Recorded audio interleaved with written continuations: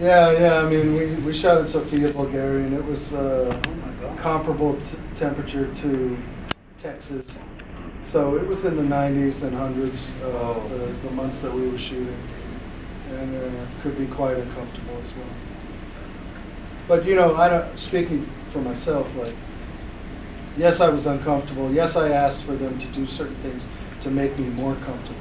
But along with that is always the idea that this is an amazing opportunity and an amazing part, and I'm thrilled to be doing it. Even when the blood on my shoulder has grabbed my beard hair and yanked it as I turned this way. You know, it's all kind of like, it's uncomfortable, but you know that you have the sense that it's special in and of itself, and so it kind of offsets the pain. No, we have a question? Don't be shy. Did it take like a long time to put your makeup on? Like hours? Are you asking me? I guess all of you, or you know. Mine would be brief. It's really, I just had my little burlap bits on, and then it was just a bunch of dirt and brown special effects makeup on my fingers. No makeup. Yeah. So if you come to my table, I'll show you a picture of me and Buffy the Vampire Slayer. That makeup was 4 hours in and 2 hours out of it. That's a lot. But Texas Chainsaw Massacre, as I said before, was not that. So what I had was a carbon fiber skull cap that was Velcroed to my head with the industrial strength kind of Velcro. It's not fuzzy. It has two hooks on each, hook on each side. It's very powerful. And then the interior of the latex mask, it wasn't latex, but of the skin-like mask, had the same Velcro on it, and that stuck to the carbon fiber skull cap. And then, as we all know, I put my, there was an ear hole to go around my ear in the mask. And the rest was just loose and designed to be loose, so that around my mouth and around my eyes and the other ear were all made up with normal blood effects and whatnot. So to answer specifically your question, they designed it that way because they knew that we were going to be spending long days. It was quite an arid temperature, you know, it's going to be hot and whatnot. So my mask was 15 minutes to get it on, another 15 or 30 for making up the surrounding actual skin and my forearms and whatnot, and that's about it. It was actually quite quick. That being said, you know, once I was in, I stayed in for the rest of the day. They could take it off for me to eat, which I did sometimes, sometimes not. Sometimes I just didn't want to eat. So it was quite, I mean, I don't, you know, I'm kind of speculating, but if I had to put a dollar figure on what the contract for the mask was, I'm sure it's in the multiple millions of dollars what they paid that company for. And it was well worth it because the design was completely artistic. It was designed like no other mask on a Leatherface, and it's functional, and it was, you know, looked great in the film, and so it was well worth the money they spent on it.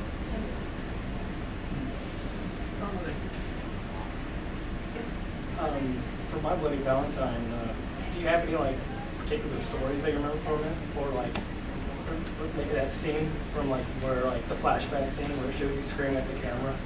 Like, do you have like other than that, like you have any stories? Yeah, well that was done above ground because I had to be encased in a bunch of styrofoam rocks that looked like I was in a. Yeah, I was cannibalizing these 6 guys for three weeks. Well, what happened was we started that shot. I had finished killing somebody down in the mine, came up in the elevator. They dressed me really hurriedly. They wanted to get this shot done. They threw a bunch of makeup on and roughed up my teeth. And then they gave me some fake blood with corn syrup. and shot that in my mouth. And then George said, the lighting, this is not the lighting that I want. And he looked at his watch, so let's just do it on Monday. So took all this stuff off and crawled out of my hole. And it's all wet and soaking wet and cold. And they took the corn syrup with the dye and put it on a windowsill. And it was the only day in Nova Scotia where the sun came out and we had a day off.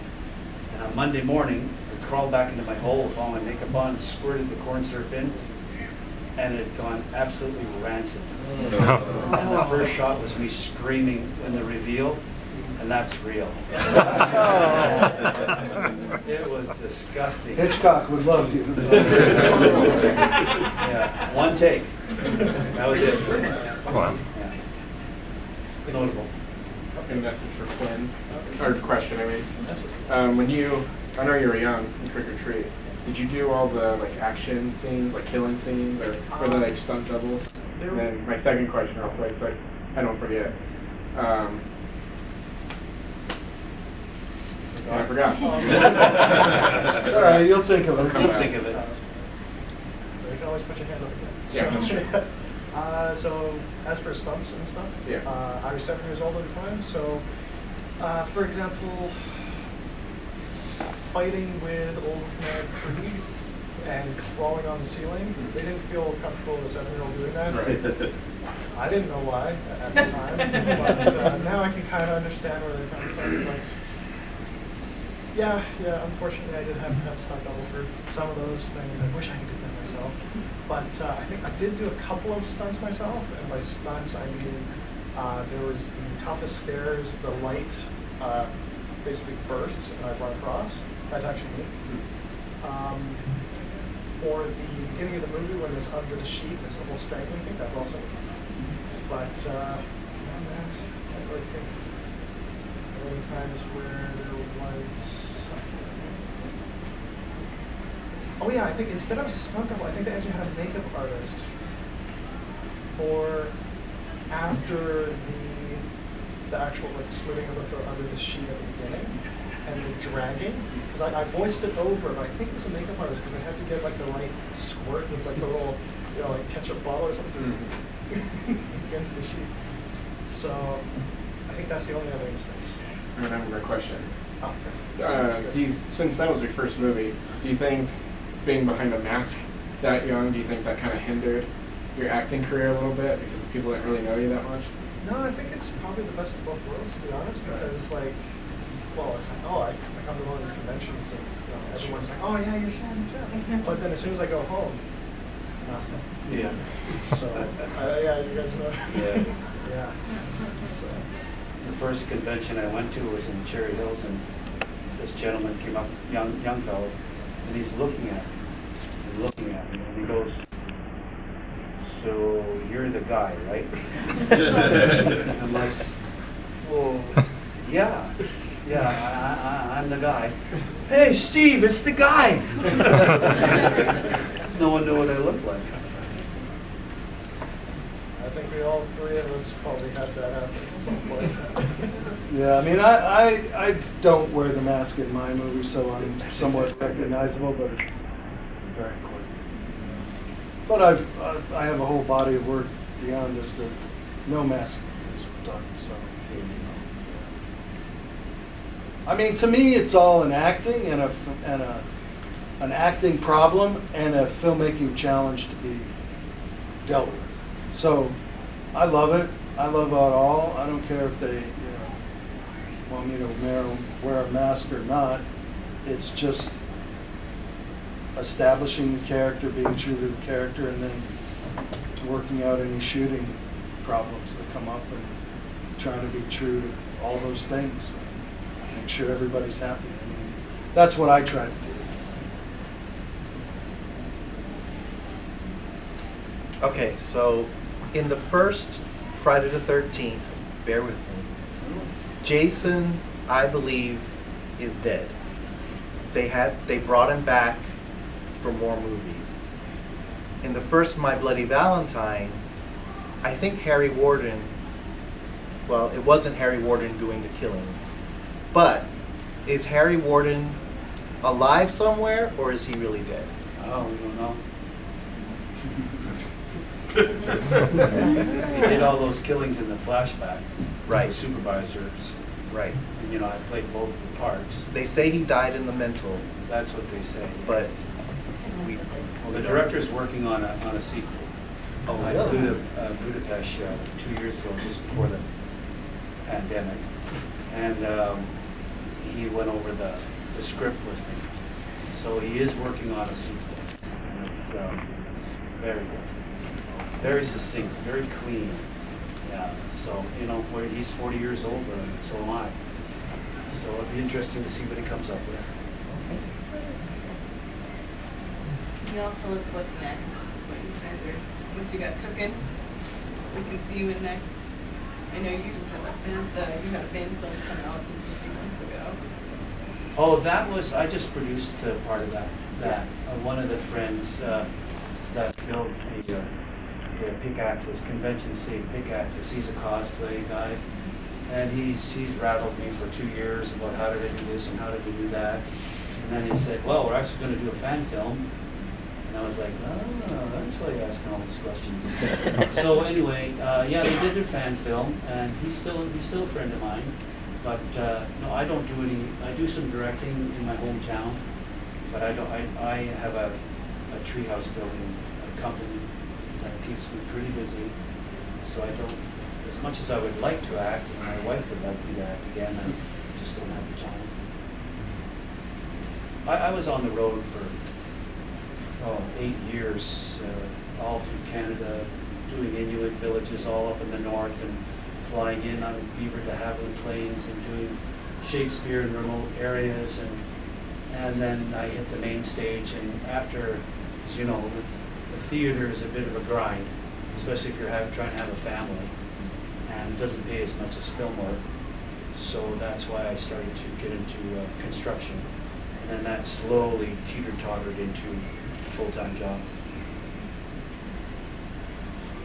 I mean, I'm always auditioning, you know.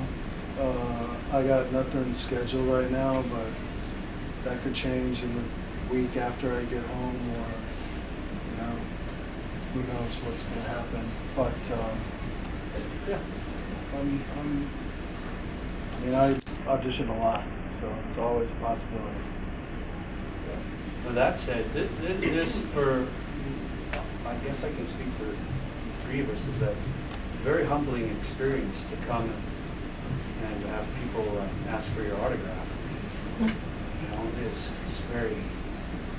It's a godsend. It's on. You know, I've helped put my kids through college. So thank you very much. Yeah, for sure. Like, for me, it was one of those things that, because I've been running around for 30 years, Los Angeles, trying to get a job, and I never really had much interaction with the fans.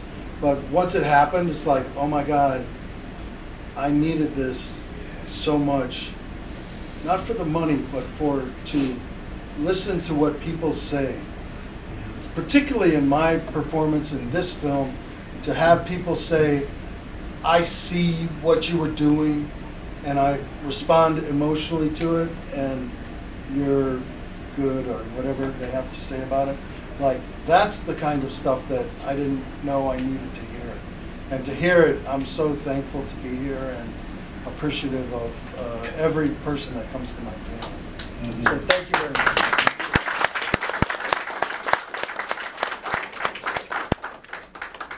We have time for one more question if there is one. All right. Mark, we did an interview.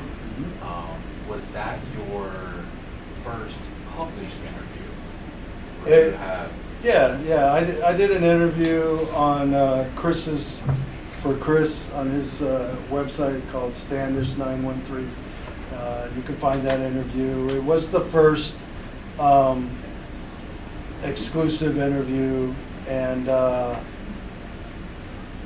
reason it was the first after a year and a half is because there's a kind of I'll be nice and I'll call it a mindset in Hollywood that says that you do not press the masked killer. And in my opinion, where that comes from is a holdover from the 70s when the first of these movies appeared, and some PR guy from the golden era thought, oh, we can't have them talking because we want to create mystery. But personally, I believe that the horror genre is beyond that, and that the audience can accept the film on standalone basis. So you, sir, you brought up Jason Voorhees or Friday the 13th or whatever. Like, I believe now that you can look at these movies and take each one separate from the franchise or the films that follow, and that the audience has sophisticated themselves enough in this day and age in 2023 to be able to want to know more, engage more with the actor and the fan, and they're well beyond this mindset that says you shouldn't allow the masked killer to do press. But that's my personal opinion, and that's why my first interview was with Chris here. Amazing. Thank you again, Mark. Thank you. Go see these guys at their booths out there. Go meet them, go talk to them, ask the questions that you didn't want to ask in here that you were too scared to ask, and make sure to get some autographs, and just tell them how much you love them in their movies. So let's give them one more round of applause.